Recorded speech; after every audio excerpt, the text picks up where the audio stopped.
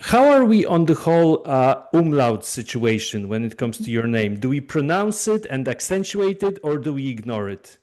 Honestly, at this point of my life, it's whatever you want. Usually you pronounce it mule, Okay. but I've heard so many versions that I'm like so numb to it. It's Okay. whatever. So, Because I wanted to start off the interview by saying, "Hi, I'm here with Nika Mühl," yes, and that's perfect. okay, okay. Yeah. And what's your heritage, if I may ask? Yeah. Well, I mean, I'm Croatian. Both my parents are Croatian. My mom has roots from Herzegovina. Yeah. And my dad's like great grandpa lived in Germany, so that's where the last name kind of comes Okay. from. And Yeah. and how is it possible that your accent, I mean, you have such a perfectly American accent. I'm so Oh, jealous. Like oh my God. there's no Don't be like jealous. Eastern European like no sounds, no I don't know how Ugh. you put it. So how do you do it? I mean, did you start learning English early or what happened? Yes, honestly, my parents kind of put me in English classes ever since I was a kid. They thought it was super important. But I had a heavy accent before college. Then when I went to college, I kind of disappeared, and I'm sad about it. So don't be jealous. I feel like, I miss my Okay, accent come on. sometimes. It comes out Okay. sometimes. Okay, okay. Like Yeah, when you said Herzegovina, I was like, okay, okay. there you She go. she's still our girl, It's not fully like Americanized, yeah, yeah, yeah. yeah, yeah. Okay, so I want us to go back to last year, start with something that wasn't particularly nice, okay? But then we can just build ourselves up, hopefully. So, Yeah. last October, you played your first game for Besiktas, your actual first game, not the first game which is referred to as your first game, right? So, Yeah. you played against Fenerbahce for the European Super Cup, two Turkish teams, a heated rivalry. And what was the atmosphere in the arena like before the game actually started? It was incredible. Like coming off from, playing in Seattle, I mean, not playing much in Seattle that summer, I was just so ready to play. And the Super Cup was obviously going to be a huge deal. And playing in those leagues and those games has always been my dream. I love the European basketball. I love the whole tenacity and like uh the people in the stands and how they cheer. It's just so different than anywhere else. So it was crazy. That's the word I would describe it. I loved every second of it. I think the first game, so it got moved to the next Hmm. day Yeah. because of the, Yeah. We will flares and get to that like, in a moment. Yeah, yeah, yeah, we'll get to that. yeah. But I mean, it was incredible. Honestly, I'm so grateful for, I think it was like what, 2 or 3 minutes that we played that day. Yeah. I'm so grateful for it.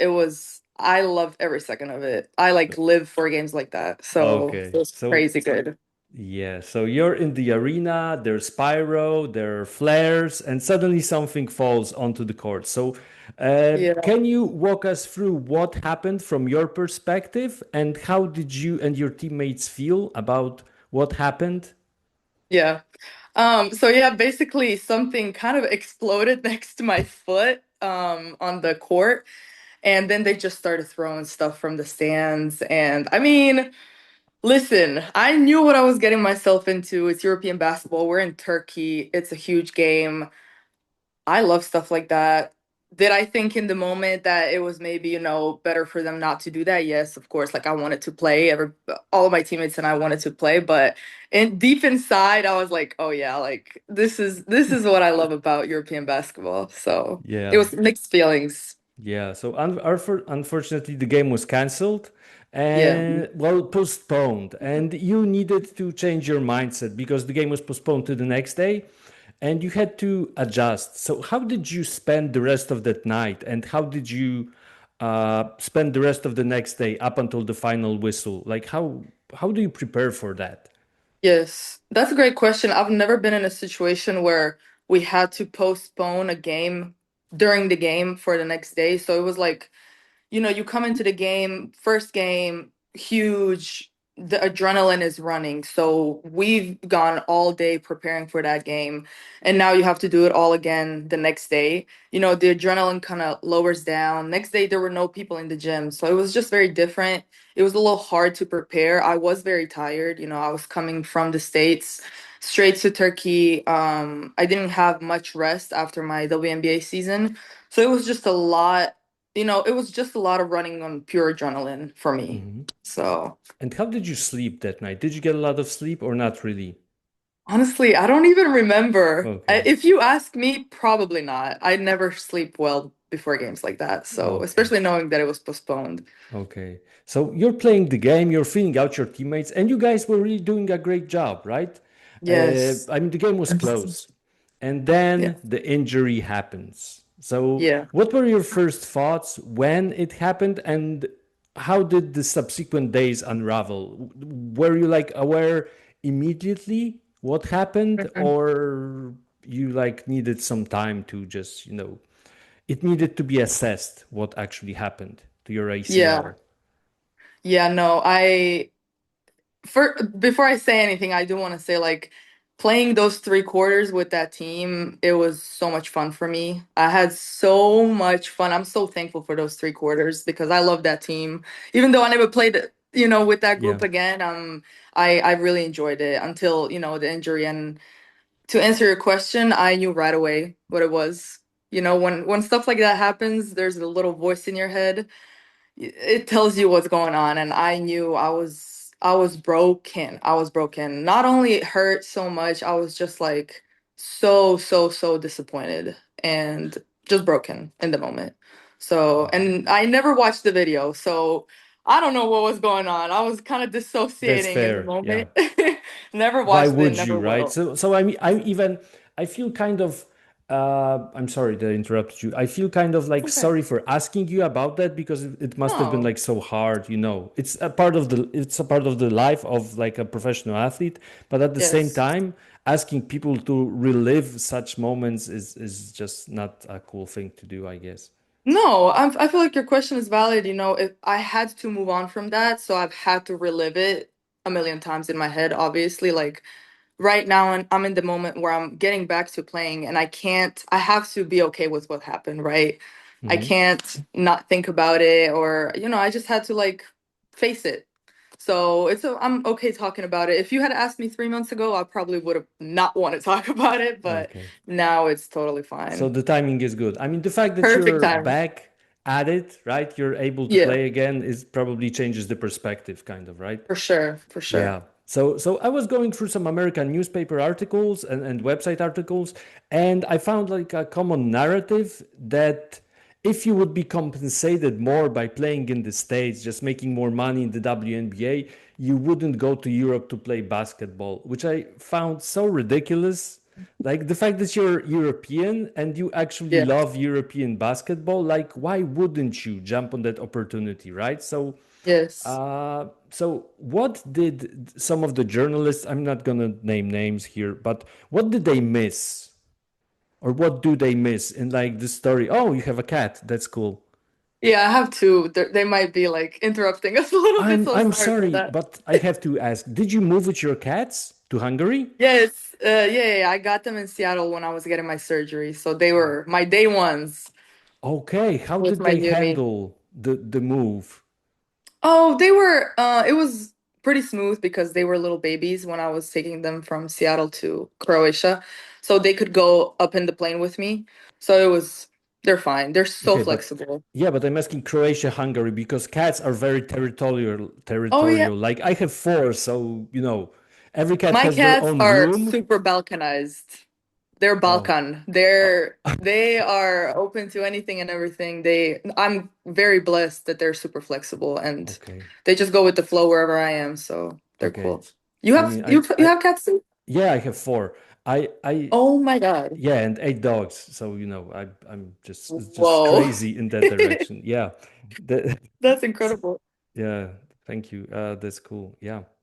One of them is actually sitting with me right now.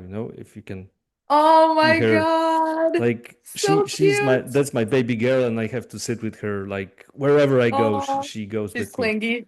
Yeah, yeah. Okay, I forgot what I was asking you. Yeah, so what You did were they talking miss in the about the Europe. narrative? Yeah, what did the Yeah. journalists miss in the narrative that you like came back to Europe to play basketball? Yeah. I think there's just a general stereotype about international basketball, just being so much less resources and there's just this negative narrative about it in the States that I've kind of, felt, not from everybody, but from the most people, yes. I Personally, my dream was never to play in the WNBA growing up. Of course, it was there somewhere, but I never thought it would be possible. So my dream was always to play EuroLeague. Always. That Hmm. was my number one goal when I was a kid. I always wanted to do that. And I just, growing up in Europe, you just get it's just so different here. Of course, in the States, the resources are incredible and everything is just, I always use the word luxurious Hmm. over there, which in Europe it's not, but our coaches, the approach to basketball, the traditional working out, the traditional practices, and then the fans, I just love that atmosphere. I've always wanted to be a part of it. And, spending 4 years in the States, now that I can finally have that opportunity, I would never say no. Yeah, So and the passion, like what we it's like, we different. like to make up for stuff with passion, right? So Yes, that that's absolutely. that's that's how we roll, I guess. Okay, and how did European basketball culture influence you, apart from the fact that well, I want to ask you, did you actually get the WNBA on TV? Because in Poland, like we didn't for a number of years, and we didn't know, like there was No. no chance just to watch WNBA basketball for like a decade or so. No, I never watched Yeah, WNBA. I remember watching highlights on YouTube when I was a kid. Like Brittany Griner dunks and Diana Taurasi and Maya yeah, Moore, and those were the only highlights you can really find. Sue Bird. But no, no, there was. I mean, still sometimes I struggle watching WNBA when I'm in Croatia. It's hard to get to it. So I hope that's fixed in the future. yeah. But to answer your first question, I feel like playing in Europe, growing up in Europe, specifically Croatia, it has shaped me tremendously. Um, you know, Less resources, coaches that are unapologetic, passionate. Yeah, Uh, let's talk about you those know, coaches. I mean, coaches from the Balkans, they are just on a different level of intensity, different. right? Different, Yeah, different. And I was very grateful and blessed to kind of have that same journey in college at UConn, with my coach Gino. yeah, He gives off the same vibes, with being super unapologetic and traditional and small things are important and your posture is important and your body language is important and those things are the number one. And then your talent and everything comes second, which is kind of inverted in the States sometimes. So I fell in love with that. That's how I was raised. That's how I was raised in back on the basketball court too. And those are the things that I've kept no matter what. And I always love coming back here and being surrounded with people who are the same. yeah. And some people like can't adjust to maybe Coach Gino's style, but for you, it was just a step down in intensity, even, right? Yes. Because it was, I mean, come on. When you listen to guys like Željko Obradović and others, you're Oh like, my God. oh my God, the stuff that he says to his They would players, end up like, in jail if they were in yeah, America for sure. yeah, like they complain about Bobby Knight, for example, like the famous Indiana coach, but I Yeah. mean, we are used to that. Okay, let's talk Yes. about the 2019 and 20 season, your best as a pro so far, up until this Yeah. season, which will be your best, hopefully, Hopefully, right? hopefully. As a pro.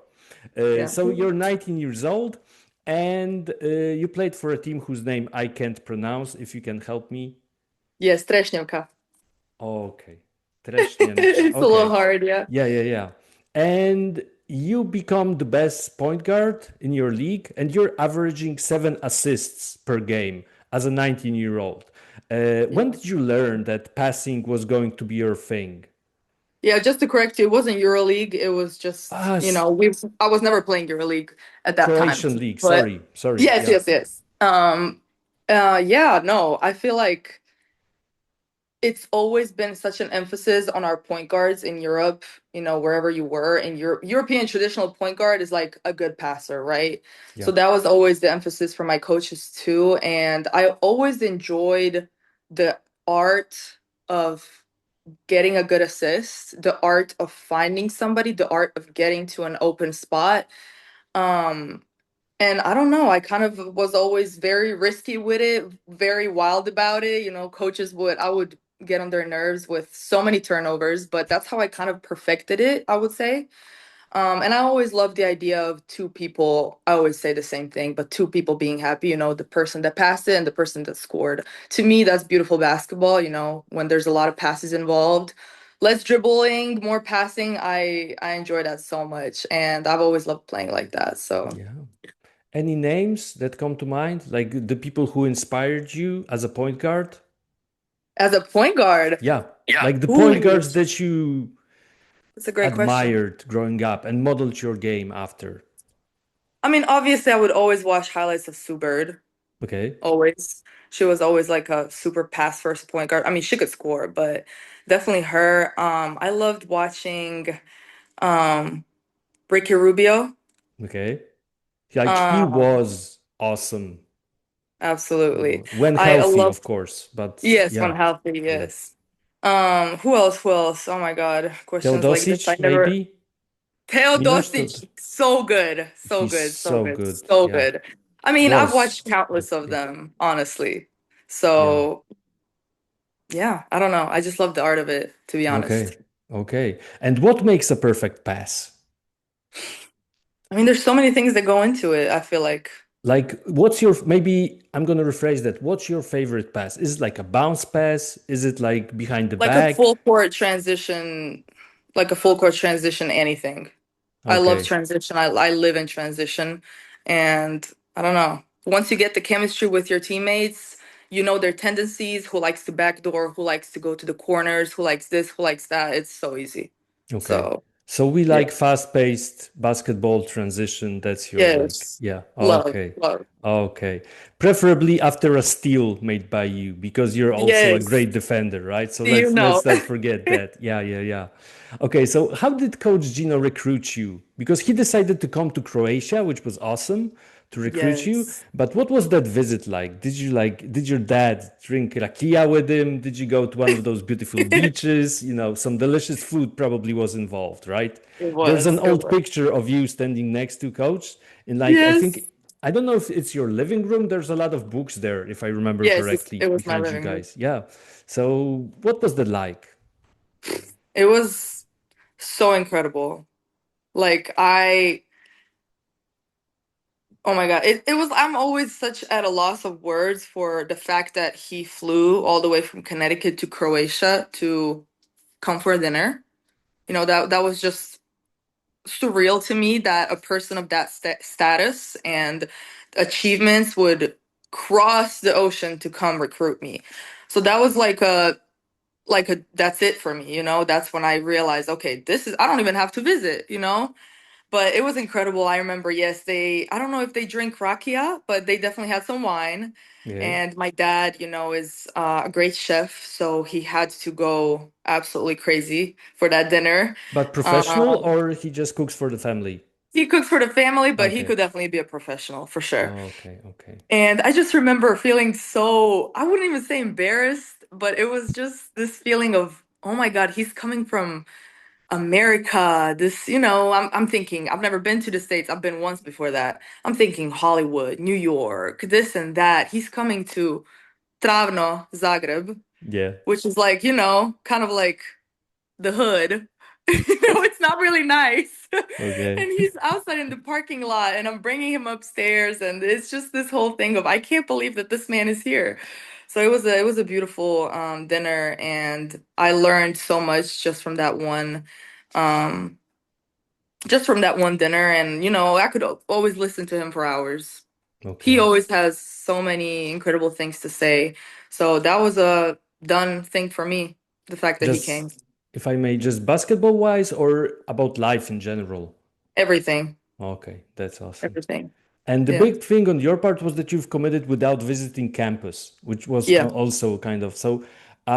Once you arrived to Connecticut, did you like have any, well, second thoughts? I'm not gonna say regrets because I mean, obviously, how can you regret committing to UConn, right? It's like, Yeah. I mean, I don't know, going to Disneyland when it comes Yeah. to like basketball, but you have to work very hard to stay there. But so did you have any like second thoughts maybe that, I mean, come on, you live in Croatia, which is like sunny and Mm, beautiful, and you like land in Connecticut, which isn't known for its nature and any like, I don't know. I'm trying to be nice here. no, yeah. Just entertainment or any like Yeah. stuff that's, that you're used to Yeah. doing. Yeah, so our campus in Storrs, Connecticut, it was literally in the middle of nowhere, in the middle of the woods. So, like you've said it, coming from a beautiful, sunny Croatia all the way to the States where I'm kind of by myself. I don't know anybody, right? Different culture, different language, different people, and it's snowing for 7 months in the middle of Yeah. nowhere. So, yes, it was definitely a huge shock for me. But I didn't have one regret ever since I came. Did I want to transfer like a million times? Because I was just, okay, I'm done. Yes, of course. But second thoughts or like regrets, never. Okay. It's such a special place, basketball wise, but also non-basketball wise. I've enjoyed it so much. And the fact that it's in the middle of nowhere makes people so much closer because there's nothing to do. We have Yeah. to hang out with each other, right? So And you have to I focus on basketball, right? So that's like, basketball, and yeah. you have to lean on everybody else around you to be your entertainment. Yeah. So my teammates and I, we got super close, and everybody in the program, like we're all a family. So I cherish that a Yeah. lot. Yeah. And 4 years later, you came with your team to Croatia. So what did you Yes. guys do? How did you spend your time? Is Oh my is it God. like it's before 10 p.m. here, but maybe we can talk about like some, the entertainments that were maybe, like more family friendly. I don't know how you, Yeah, it's family friendly only. you guys are good, so Yeah, yeah, just for joking sure. around. Yeah. No, yeah, I mean, that was surreal. That was incredible. The fact that UConn organized a trip to my hometown to play in front of my friends and family who haven't seen me play in 4 years. I wanted my girls to see the coast of Croatia so bad because I live in Zagreb. We don't have a coast. But it was such a unique experience that not like it's so rare that somebody gets the opportunity to have that experience. And I'm so grateful, seeing my friends, my family, the Croatian people in the stands. There were so many people that came to watch. And then my girls being, meeting me from a different angle, different perspective, seeing where I live, what I do. We had so much fun. And it was a little trip. We went to Italy, we went to Slovenia too. So Croatia was just one stop, but it was a great stop. It Okay. was good. Okay. And your sister wasn't present at the time, or was she? No, she was in the States herself. She She was in the wasn't. States, but you guys Yes. managed to play against her high school team, I think, Yes. right? Her Yeah, her college team. her college team. I'm sorry. She Yeah. was in So college, yes. how did that come about? Again, another surreal experience and another crazy thing that UConn did for me. Basically, everybody gets, when you're a senior in college, everybody gets Hmm. like a homecoming game. So wherever you're from in the States, they go and play that team so your family and friends can come watch. Well, I couldn't do that. So for my homecoming game, I've expressed that I would love to play my sister's team. And I cannot, I thought it was just gonna be, a silly thing that I said, but they made it happen. And my family was actually there. My mom and dad flew to see me and my sister, and my cousin was there too. She also plays in the States. So, I mean, just incredible. Incredible. I have Yeah. no words. It was surreal again. Yeah. And coming back to, because you spoke about your parents coming there, how did your parents feel about you leaving to the States? Oh my God, they were so happy. Really? I would assume I'm that they would kidding. be like, no, our baby girl is leaving, Oh my God, my dad, I always joke with my dad that he's so happy when I leave. No, obviously, they were gonna miss me, of course, but we we knew that it was for the best and it was the opportunity that you don't say no to. Of course, you have to sacrifice some things in order to get some things, and my sacrifice was quality family time, my seeing my friends, just a lot of things that I missed out on for sure. But I gained experience in a different area that I'm very thankful for. And me and my family, we had our routine, daily FaceTimes. It's not the same as in person, but Hmm. it definitely helps to have that routine. So, Okay. And the fact that you're closer now actually kind of helps with the so good. bonding. Yeah, It's so yeah, nice. yeah. Okay, so 4 years at UConn, career and single season assist records, and two Big East Defensive Player of the Year awards. Which one you took more pride in and why? Hmm, that's a good question. I would say definitely defense. I Passing always just kind of came naturally to me, and I was blessed to be surrounded with incredible scorers throughout my 4 years, So I always had somebody to pass it to and for them to make the shot. But the defensive player of the year, I feel like, was very special to me because I pride myself on that the most. You don't, defense is all about hustle and hard work, and I pride myself on that every single day. So having that was kind of like I don't know, just a testament to the hard work. And also, we as UConn, as the organization, you win games with defense. So that was kind of like our motto for 4 years. And ever since UConn exists, so I prided myself on that. And my team prided ourselves on that. So I didn't win it by myself. That was definitely like a team achievement. But I enjoyed that. It was really a good reward, I would say. Yeah, and like the ultimate reward was getting drafted to the WNBA, Yeah. one of those like rewards. And you found out that you were moving to Seattle. How did you feel about moving to Seattle initially? I was so happy. I was Okay. so, so, so happy. I loved the Seattle Storm organization, and I aligned with everything that the coaching staff kind of had in mind for the season. And I didn't, at that point, when you move so far from home, it doesn't matter where you're going next in terms of, geography. Yes, it's literally the furthest team away from home, like Yeah. 9 hour difference. It's crazy. But it's a different perspective on America, West Coast. It's totally different than East Coast. So I was happy to have that experience too. And I loved being at Seattle. There's great people there. So And did I understand it correctly that you actually rehabbed in Seattle instead of in Istanbul? yes, I did not rehab in Istanbul. I did half my rehab in Seattle, half in Croatia. Okay. So it was like a Okay. mix. Okay. So Yeah. you didn't get to see much of Istanbul actually. No, I was there for Okay. like 3 days, which I'm so sad about. I Yeah, can't wait to go there that's again. yeah, yeah. Hopefully it will be a good visit. So I want to ask you Yeah. about the differences in life as a pro in Europe and in the US. Mm, We already talked about it a bit, like the fact that you need to yes. make up for stuff. But Yeah. is there like some things that American pros or American journalists, whoever don't know about let's call them the pros of being a pro in Hmm. Europe? Yeah.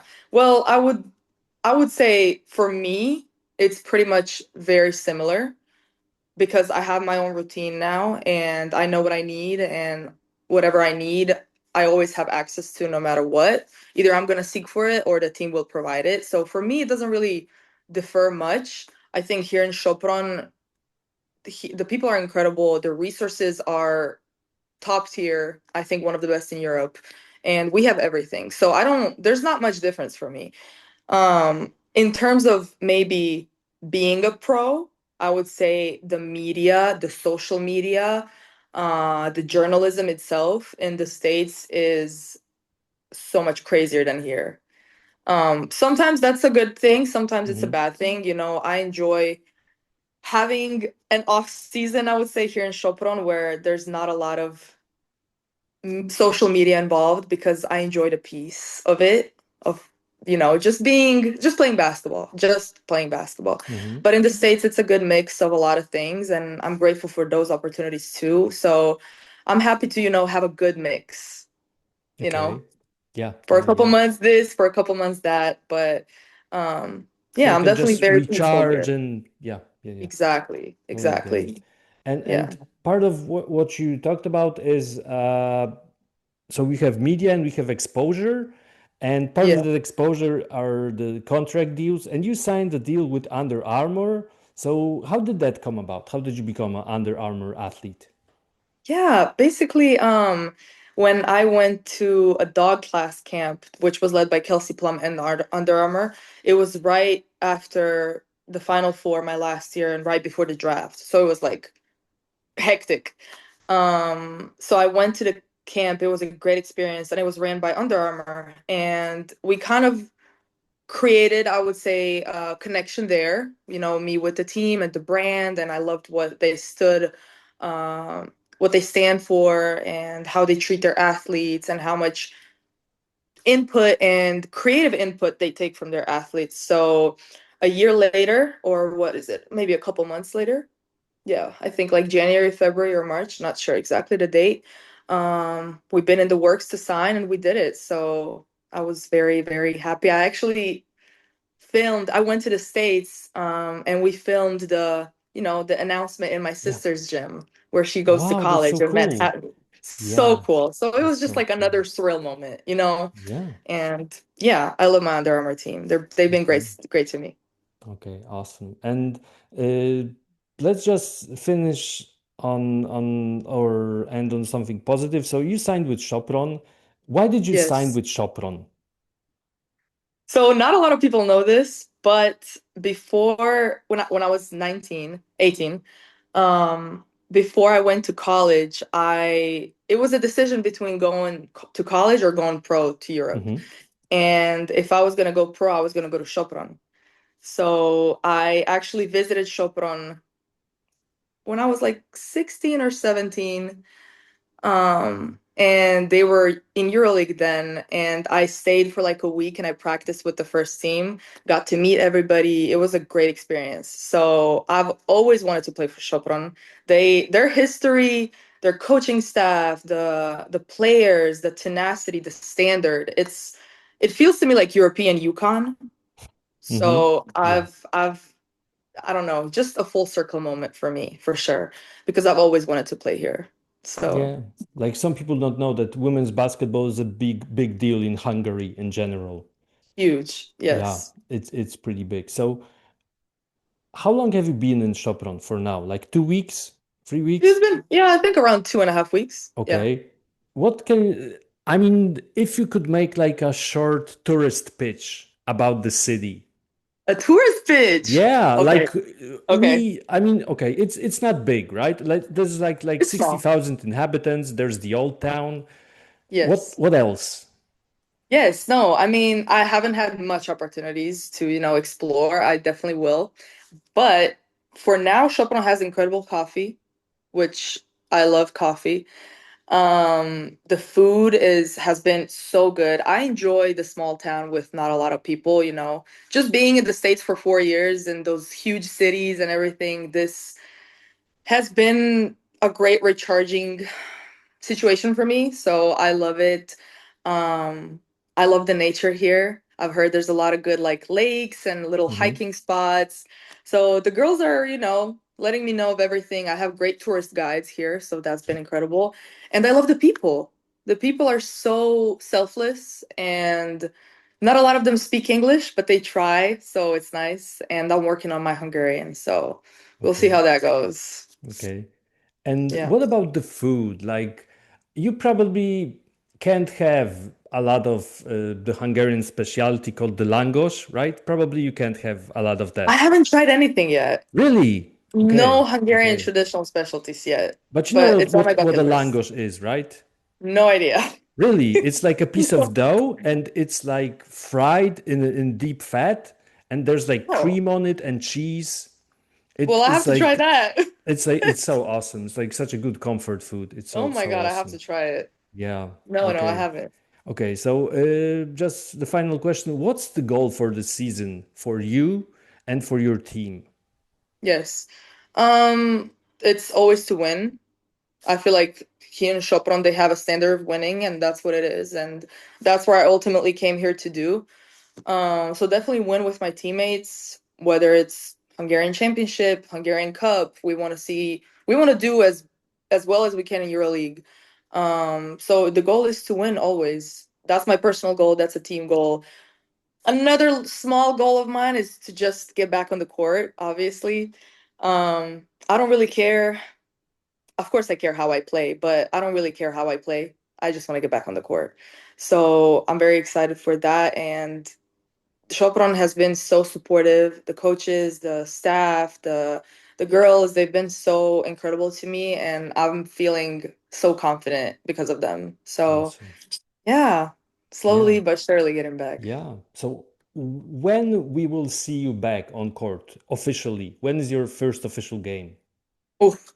I don't know if I can say the first official game because I don't know. It's all Okay. day by day how I'm feeling, but I Okay. can say that I'm fully practicing now. So, Okay. That's it's that's all a great. matter of, I don't know, I might surprise you guys. You never Okay. know. But is it like jitters or is it anxiety or is it just you're antsy and you just can't wait to enter I the just court? cannot wait. Like, Okay. I don't care if it's anxiety, if I'm, whatever. I just cannot wait. I can't wait. When I step on the Awesome. court, I'm gonna be fine after that. But until then, I'm Awesome. still, the adrenaline from last year is still in me. So I'm Yeah. excited. Yeah. Okay. Thank you, Nika, for being so generous with your time. Thank And you. hopefully, we will see you on the court soon. Thank you. And I maybe in appreciate the you so much. W as well. Why not, right? Yes. Yeah. Yes. Thank Thank you. you. Bye.